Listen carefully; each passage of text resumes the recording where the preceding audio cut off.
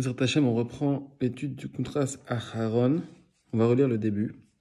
On avait expliqué, avec les notions du Etzraïm, le début du chapitre 1 du Kuntras Aharon de la Morazaken. Afin que nous comprenions comment celui qui vient à lire à haute voix les histoires telles qu'elles sont racontées dans la Torah est attaché à la sagesse suprême. On pourrait croire de prime abord que ce qui compte le plus, c'est les kavanot. Ce qui compte le plus, c'est ce qu'on comprend de l'étude de la Torah et pas ce qu'on va dire par notre bouche. Eh bien, en fait, l'Admorazaken vient nous dire le contraire. Il se base sur le Etzraïm. On voit que, finalement, c'est par notre parole, c'est par nos dires, par le mouvement des lèvres, par la salive, par le ével, par le dibour, donc par l'air qu'on va expirer par la bouche, qu'on va réaliser l'attachement à la chokhma, c'est-à-dire qu'on va s'attacher à Hachem le plus. Qu'est-ce que ça veut dire s'attacher à Hachem ? On a un corps. À l'intérieur de notre corps, on a ce qu'on appelle une Neharat, c'est-à-dire une image du Or Ein Sof. Cette image du Or Ein Sof, elle est séparée de notre corps par différentes membranes qui font obstacle. Parce que s'il n'y avait pas cet obstacle, alors on se rendrait compte, on sentirait cette lumière qui nous transcende, qui nous transperce, qui nous traverse. On la sentirait. Donc en fait, il y a ça fait khatritsa, il y a une séparation.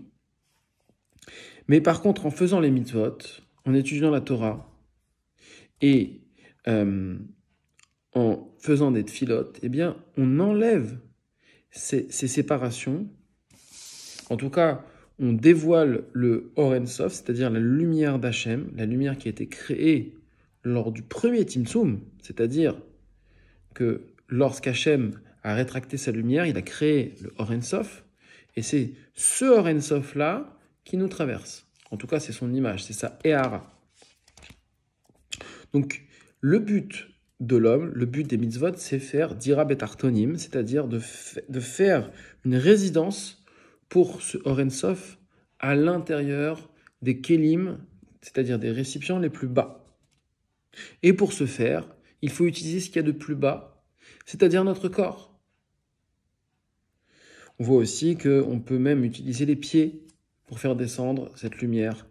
C'est ce qu'on fait lors de Simchat Torah. Conformément à ce qui est écrit, je continue, dans le livre des intentions, donc le Sefer HaKavanot, Shar HaKavanot du Harizal, de la même façon que l'homme qui vient à s'occuper par la pensée de la Torah en bas, eh bien seulement l'image en haut, qui constitue l'homme supérieur, s'occupe de cette même Torah qui est étudiée en bas par la pensée. Pourquoi ? Parce que la pensée correspond au Yud du Shem Yud Ke Vav Ke, alors que la parole va correspondre au He du Shem Yud Ke Vav Ke. Et à ce moment-là, si on ne fait que penser, à ce moment-là, il n'y a que le feu de notre personne, c'est-à-dire le Yud de notre personne, c'est-à-dire la partie supérieure qui va travailler. Alors que si la parole est dite, alors à ce moment-là, elle va provoquer quelque chose de nouveau. Puisque finalement, on voit que quand on a des enfants, eh bien, c'est le fait de voir ces enfants qui nous font réfléchir à des choses nouvelles. C'est pas en restant seul qu'on crée une nouveauté. Donc le fait de créer, quand on est un homme et une femme, on crée des enfants, on fabrique les enfants avec Hachem, et bien à ce moment-là, ces enfants qui sont nos descendants vont faire remonter quelque chose, un désir entre l'homme et la femme, ils vont faire remonter quelque chose à nous, comme le dit mon maître, ils font remonter le désir de zivouk entre l'homme et la femme. Ainsi, il faut établir qu'il ne s'agit ici que d'une réflexion de la pensée à partir des lettres qui sont écrites. Ça, c'est seulement quand on est dans les kavanot, dans la pensée. Mais en revanche, la parole vient fendre les mondes et s'élever jusque dans Hatzilut. Pourquoi ? Parce que le monde a été créé comme ça.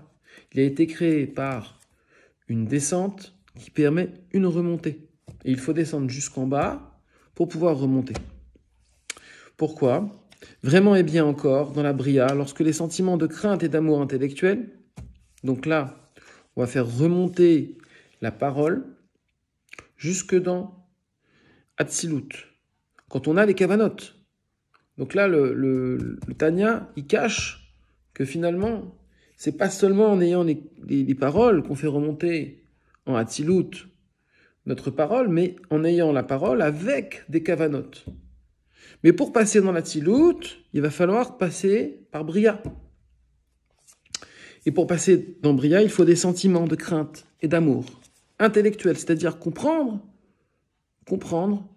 ce que c'est que la crainte et l'amour d'Hachem. Et ça, c'est donc tout le inyan des brachot du schéma Israël. Ou bien encore dans Yetzira, lorsque les sentiments de crainte et d'amour sont naturels. Ça, c'est le concept des psukei des Imra, qu'on lit entre Baruch She'amar et Ishtabar. Et d'amour sont naturels, ou bien encore, par une étude à voix haute, sans sentiment d'amour et de crainte, la parole est élevée dans ce monde-ci jusqu'aux 10 séphirotes du monde d'Assia, parce que la parole va venir fendre les airs.